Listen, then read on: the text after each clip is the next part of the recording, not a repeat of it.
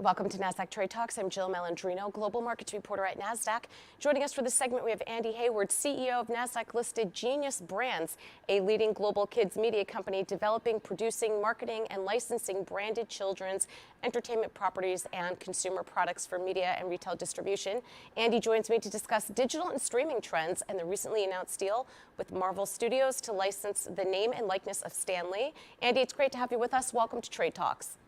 My privilege. Thank you. You got it. And let's learn more about your background. You've produced more than 5,000 episodes of children's entertainment. That's true.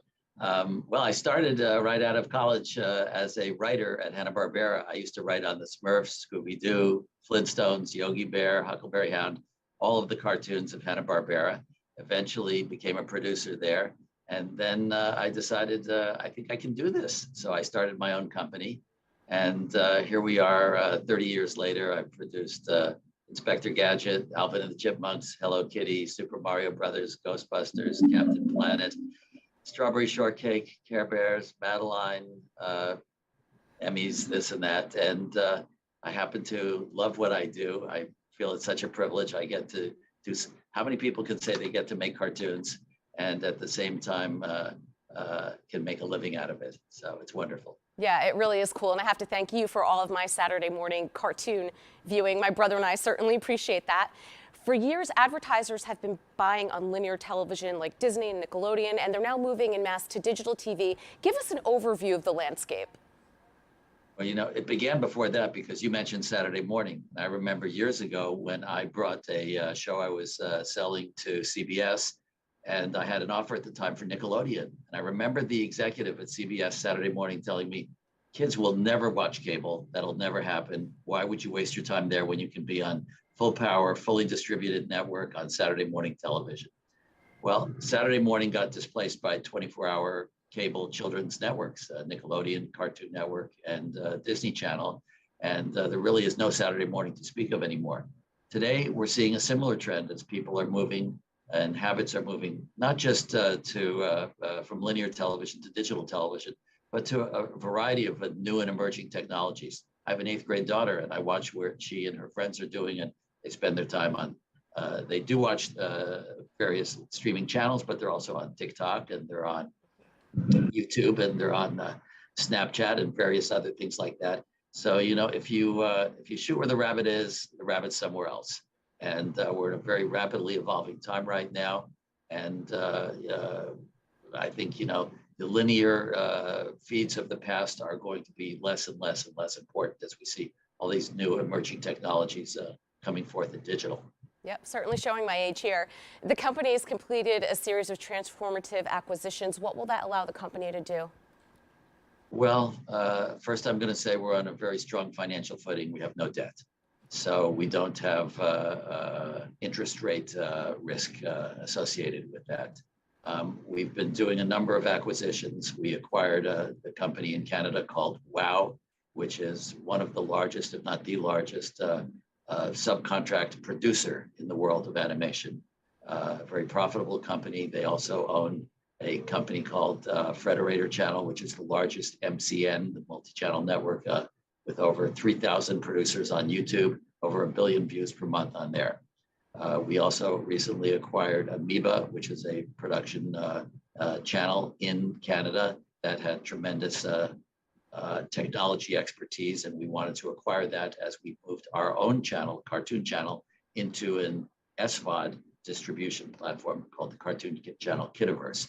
We're going to have both Cartoon Channel and Cartoon Channel Kidiverse operating simultaneously.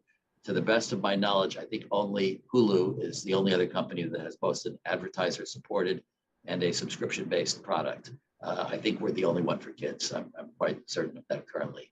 And then we acquired a company in Germany called YFE, which is the largest catalog of children's entertainment in Germany. I think in Europe as well.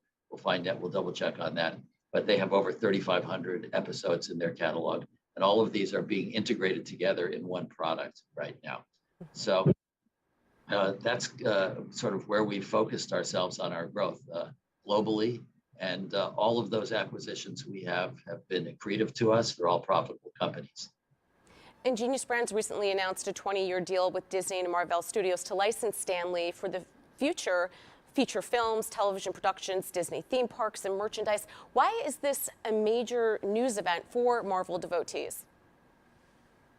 Well, Stan Lee is the thread across every single Marvel movie. He was editor-in-chief of Marvel Comics and created pretty much, or co-created, every big hit they've ever had.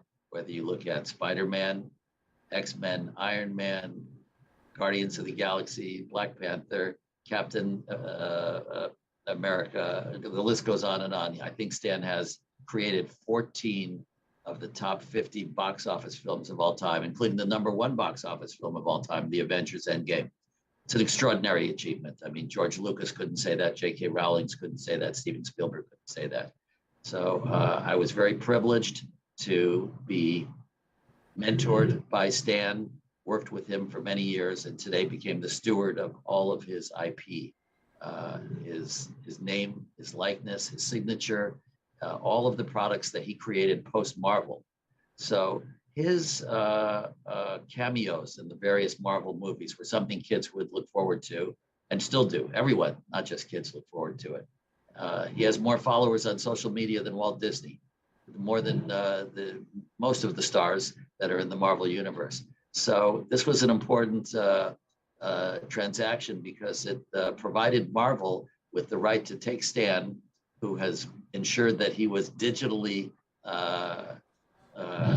created, if you want, to be left behind, to appear for his future films and future endeavors with his fans.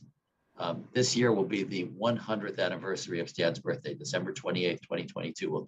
Stan will turn 100, would have turned 100, and we'll have a very significant homage to him.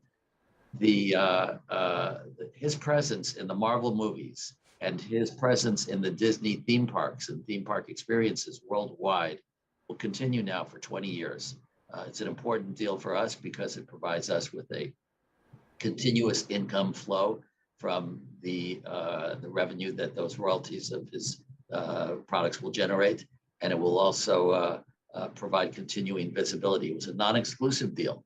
We have a number of different products of Stan that we will roll out, things that were near and dear to his heart, and for which we've brought on very strong creators. We hired Michael Uslan, who was the executive producer of Batman, all the Batman movies, everything Batman, very, very close friend and collaborator of Stan Lee's, and he's going to creatively drive this forward for us. It's really quite remarkable. Thank you so much for joining us on Trade Talks. I'm Jill Malandrino, Global Markets Reporter at Nasdaq.